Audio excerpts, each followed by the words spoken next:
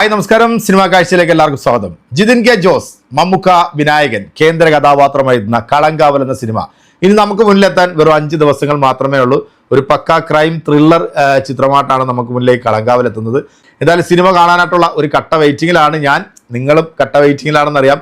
ഓരോ ദിവസവും സിനിമയുടെ പുതിയ അപ്ഡേഷനുകളാണ് വന്നുകൊണ്ടിരിക്കുന്നത്. മമ്മൂട്ടി കമ്പനിയുടെ സിനിമകൾക്ക് വേണ്ട രീതിയിലുള്ള ഒരു പ്രൊമോഷൻ കൊടുക്കുന്നില്ല എന്നായിരുന്നു പ്രേക്ഷകരുടെ ഒരു പരാതിയെങ്കിൽ ഇപ്പം കളങ്കാവൽ എന്ന സിനിമയ്ക്ക് ഓരോ ദിവസവും അതിൻ്റെ ഓരോ പോസ്റ്റേഴ്സ് ആണെങ്കിലും മേക്കിംഗ് വീഡിയോ ആണെങ്കിലും അതുപോലെ തന്നെ ഇന്റർവ്യൂ വീഡിയോസുകളൊക്കെ ആണെങ്കിലും ഓരോ ദിവസവും സമൂഹ മാധ്യമങ്ങളിൽ ഇപ്പോൾ കളങ്കാവൽ എന്ന സിനിമയെ കുറിച്ചിട്ടുള്ള അപ്ഡേഷനുകളാണ് കൂടുതലായിട്ട് വരുന്നത്.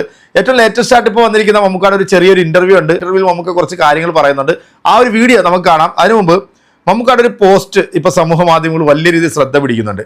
എനിക്കൊരു ആക്ടർ എന്നറിയപ്പെടാനാണ് ഇഷ്ടം, ബാക്കിയുള്ളതെല്ലാം എന്നിലേക്ക് പിന്നീട് വന്നു ചേർന്നതാണ്. ശരിക്കും ഈ തേക്കും തോറും മിനുങ്ങും എന്നൊക്കെ നമ്മൾ പറയാറുണ്ട്. അത്തരത്തിലുള്ള ഒരു ആക്ടറാണ് നമ്മുടെ മലയാളത്തിന്റെ ഇതിഹാസ നടനായിട്ടുള്ള മമ്മൂക്ക. അദ്ദേഹം ചെയ്തിട്ടുള്ള ഓരോ കഥാപാത്രങ്ങൾ, വ്യത്യസ്തമായിട്ടുള്ള കഥാപാത്രങ്ങൾ, ഇപ്പം നമുക്ക് എണ്ണി പറയാൻ പോലും പറ്റാത്തത്ര കഥാപാത്രങ്ങൾ, വടക്കൻ വീരയാണെങ്കിലും പൊന്തന്മാട ആണെങ്കിലും വിധേയനാണെങ്കിലും മൃഗയാണെങ്കിലും അമരമാണെങ്കിലും അങ്ങനെ പഴശ്ശിരാജ, അങ്ങനെ നമുക്ക് എണ്ണിപ്പറയാൻ പറ്റും. അവസാനം എത്തിയിട്ടുള്ള ബ്രഹ്മയുഗം, റോഷാക്ക്, ഈ സിനിമകൾ വരെ നോക്കുകയാണെന്നുണ്ടെങ്കിൽ മമ്മൂക്ക ചെയ്തിട്ടുള്ള വ്യത്യസ്തമായിട്ടുള്ള കഥാപാത്രങ്ങൾ, സൂപ്പർ ഹീറോ പരിവേഷം നിൽക്കുമ്പോൾ പോലും നെഗറ്റീവ് ഷെയ്ഡുള്ള അഭിനയ സാധ്യതയുള്ള കഥാപാത്രങ്ങൾ തിരഞ്ഞെടുക്കാൻ കാണിക്കുന്ന ആ ഒരു ധൈര്യം, അത് മമ്മൂക്ക എന്ന് പറയുന്ന ആ നടൻ, അദ്ദേഹം സിനിമയോടുള്ള ആ ഒരു പാഷനാണ് അദ്ദേഹത്തിന്റെ. അതുകൊണ്ട് തന്നെയാണ് അത്തരം കഥാപാത്രങ്ങൾ മമ്മൂക്ക ആർജവത്തോടെ ചെയ്യുന്നത്. എന്തായാലും കളങ്കാവൽ എന്ന സിനിമയിൽ മമ്മൂക്കയുടെ ഏറ്റവും ലേറ്റസ്റ്റ് ആയിട്ടുള്ള ഈ ഒരു ഇന്റർവ്യൂ ഒന്ന് കണ്ടിട്ട് പെട്ടെന്ന് നമുക്ക് നമ്മുടെ വീഡിയോയിലേക്ക് തിരിച്ചു വരാം. എന്താണ് മമ്മൂക്ക കളങ്കാവലിനെ കുറിച്ചിട്ട് പറയുന്നതെന്ന് നമുക്കൊന്ന് കേൾക്കാം. കാണാത്തൊരു സിനിമയാണെന്ന് ചോദിച്ചു കഴിഞ്ഞാൽ ഞാനിങ്ങനെ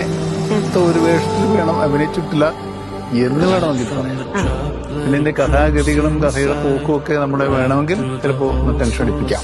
ഒരുപാട് ടെക്നിക്കൽ എക്സലൻസ് പലയിടത്തും ഒക്കെ ഉണ്ട്. മ്യൂസിക്, ഫോട്ടോഗ്രാഫി, എഡിറ്റ്, എല്ലാത്തിനും നല്ല ഭംഗിയിട്ടുണ്ട്. തിയേറ്റർ എക്സ്പീരിയൻസ് ഉള്ള സിനിമയാണ്. 1-2 കാര്യങ്ങൾ ഞാൻ പറയുന്നത്.